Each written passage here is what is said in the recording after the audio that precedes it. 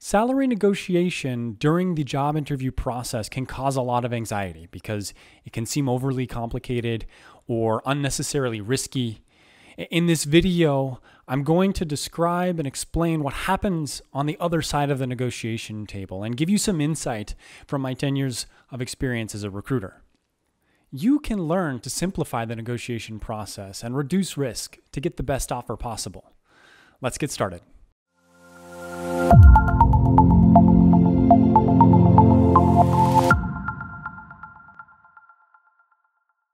The first thing to keep in mind when entering into the negotiation process is that the recruiter and the hiring managers are not working against you. Now, this may seem counterintuitive, but they're very motivated to get you to accept an offer that you're happy with. The recruiter specifically, the measure of success in their work is how many hires they get. And you can be one of those hires to add to their success. The company itself and the hiring managers also invest a lot of resources into the interview process. So as you move through that process, they're more and more invested in making sure that they produce an offer that you would be happy to accept. The optimal outcome for everyone at the company, including the recruiter and the hiring managers, is to have you accept an offer that matches your experience relative to your peers. This is because having individuals be undercompensated can cause issues in terms of employee retention on the long term. The negotiation process is really more of an effort of teamwork, but you do need to be your number one advocate. The other thing that I would say is don't expect to out-negotiate the recruiter. Now, consider your negotiation experience relative to theirs. They typically are going to complete 50 successful negotiations throughout the period of a year. And some recruiters do many more than that.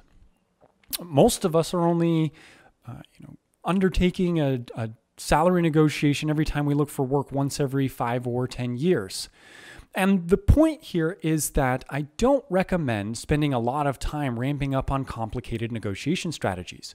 Rather, what I suggest is to follow a simple process that's proven to really rely on the benefits that are shared between yourself and the recruiter and hiring managers that you're working with. The first step of the process is to research your target compensation number. It's good to have an idea right from the start of where it is that you think you fit. Now, this is to be used as a guideline. It won't be exact. It should be approximate. And you should certainly start as a baseline with your most recent compensation numbers as a baseline. I would also suggest using your general knowledge of the industry that you work in. You may have close friends or peers at your workplace that you have an approximate sense of what their compensation numbers look like. Certainly, a great resource is the website Glassdoor.com, where employees of a company can self-report their compensation anonymously. You can run a search for the company that you're going to interview at and maybe even see for the job title that you're interested in what those reported compensations look like. The other suggestion I would have is to take a look at competing companies. They will probably have similar compensation for similar roles, and you can use those to help you as a guideline in determining what your target should look like. Certainly, you want to consider a number that's going to be, somewhere above where you're at in your most recent compensation. The second step in the process is to try and hold off, if possible, until after interviews to start the conversation on compensation. Now, this is because you have the most bargaining power at the end of the process. Once they've invested the most resources, you've finished all of the other hurdles, and the only thing standing in your way of joining that company will be completing the offer negotiation process. This isn't to say that it's a hard rule. This is something where you're going to need to use your own judgment. If, during the interview process it comes up that they require you to share some information, you already have your target number prepared and you can go ahead and begin that conversation. But if possible, don't bring it up yourself. Don't offer this information unless asked for. The other thing to keep in mind is when asked for your compensation target, it's a good idea to then counter that request with a request of your own for the compensation ranges of the position that you're interviewing for. There is a current trend in the legal system. A couple of states have adopted a rule where the recruiter, if asked, is forced to share what the compensation range is for the position that you're interviewing for. This isn't to say that there aren't loopholes and ways around that. There are certainly, more states that don't have this law than do have this law, but there is some pressure there for them to share. And you can use that, again, as a guideline when sharing what your target number will look like. I would suggest not to focus on the highest portion of the range necessarily. I think a lot of us, when we hear the high range, we automatically think more money is best, but being overpriced can be detrimental. It's not always desirable to have the most money possible. You, like I said, really want to land in a place where you're matching your experience relative to your peers and the compensation numbers that fit for that range. The third step, and maybe the most important, is to always ask for more after the initial offer. Now, I know this may sound risky. First off, it may seem like you're being difficult or that you're money hungry. And second, it's possible, right, that they could rescind the offer if you were too pushy. But I think if you keep in mind the fact that they are highly motivated to get you hired and they've invested a lot of resources, they're not going to walk away for nothing. And second of all, companies, the overwhelming majority, they budget for an increase after the initial offer. This allows them the flexibility to be able to close their offers, but you can't get that increase unless you ask for it. And third, in terms of looking, like you're being difficult or being money hungry, most employers are excited to find individuals who excel at defending their positions in a professional manner. They're looking for individuals who will be able to do the same for their company when they join as employees. So as long as you make it very clear that you're excited about the opportunity, that if the compensation is raised, you will take the offer, then the recruiter and the hiring managers will most likely be able to get you an increase.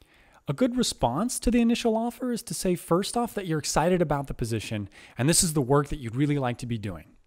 You can then say that maybe you thought the compensation would be higher, your expectations were higher, and you'd like some time to think about it and discuss with your family. And then also say that you would like to see if the recruiter can go back to the team and find out if there's any flexibility on compensation. That allows them some time to come back to you with a higher offer.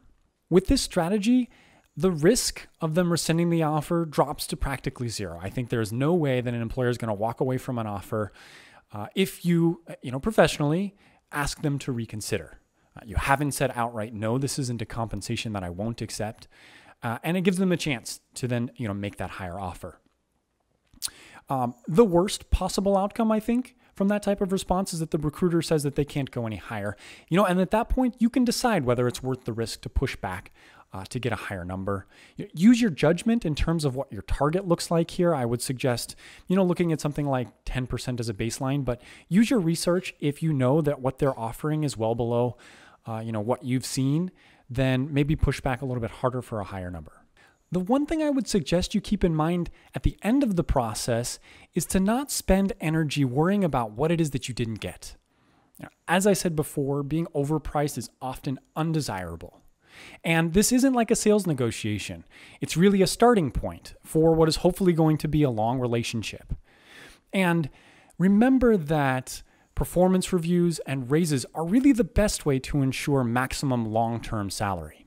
A couple of side notes. One thing to keep in mind is there's typically more flexibility in compensation outside of base salary. So things like restricted stock units and sign-on bonuses, the recruiter typically has more room there to raise your total compensation if you're flexible. The other thing I would like to mention is that you can leverage other offers that you might have. What I find is that it's very rare that they line up where you have multiple concurrent offers and you can go through the process of saying, I have another offer, their compensation is this, can you match it, right? Certainly, if that's the case, you should do it. But the one thing to keep in mind, again, is to make sure you let your recruiter know that if they go through the effort of getting closer in compensation, that you're going to then accept the offer, right? You want to motivate them to do the work and go through the effort of trying to get you higher compensation. That's all for this video. Be sure to leave any questions you might have in the comment section below. And as always, you can find more help for your job search at nextstepjobsearch.com.